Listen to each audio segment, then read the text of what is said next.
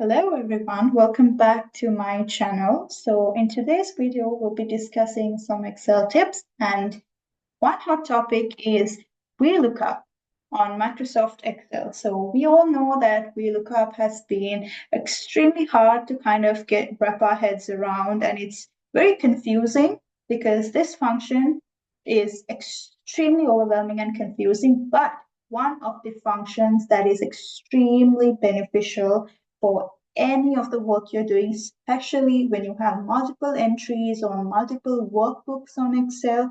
So let's just dive right into it and see how we can solve this at ease.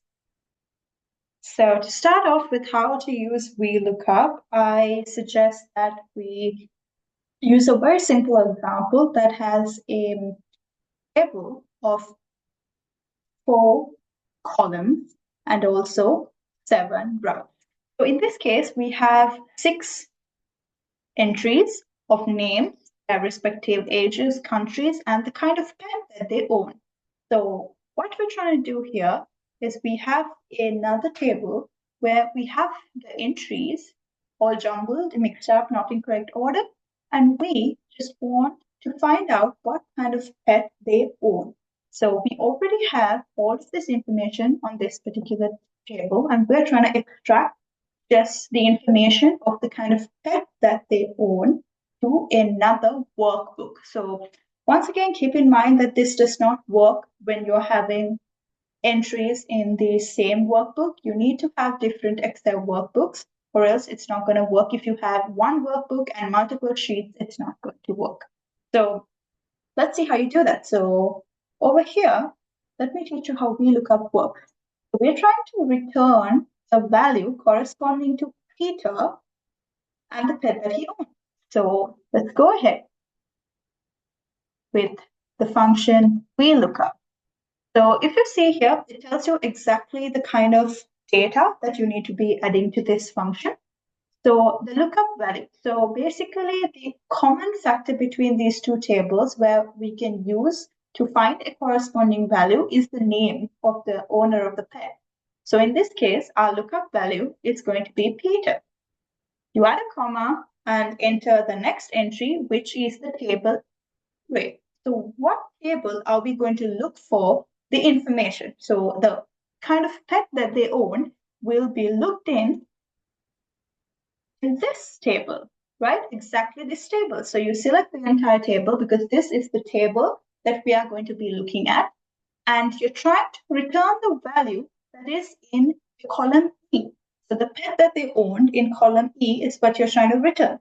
So when you consider just this table, you see that the pet they own, the data, which column is this in this particular table. So you have the first column 1, second column 2, third column 3, and fourth column 4. So in your fourth column of this particular table is where you have the data that you need to be filled into this particular sheet. So the next information that we need to be adding is the column index number. That is where your entries are going to be. So basically, we looked at the pet being in column 4, right? So in this particular table, 1, 2, 3, and 4. Remember, don't count something that your data is not in. So you have 1, 2, 3, and 4. So you just add number 4 there. And since you want the exact value to be returned, the exact match, you need to write false. So you need false, and you just enter that. And you can repeat the same thing for all of these columns. Let's just cross-check if Michelle owns a fish. Right here, you see that Michelle owns a fish. So this is exactly how VLOOKUP works. So I want to just point out some common mistake that is made if you don't select the entire table.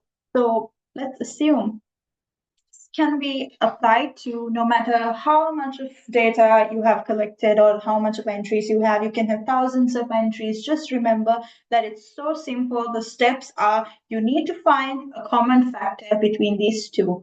So the common factor is the name. So that is indeed how you come up with such an easy formula. So let's say that you need to also find which country they are from. Which country they are from. So in order to do this, once again, super simple. What you have to do, let's just add VLOOKUP to this as well. VLOOKUP, what's the common term? Name is the common term. What is the table that we will be looking for? The value country in this particular table. Which column is the supposed entry in?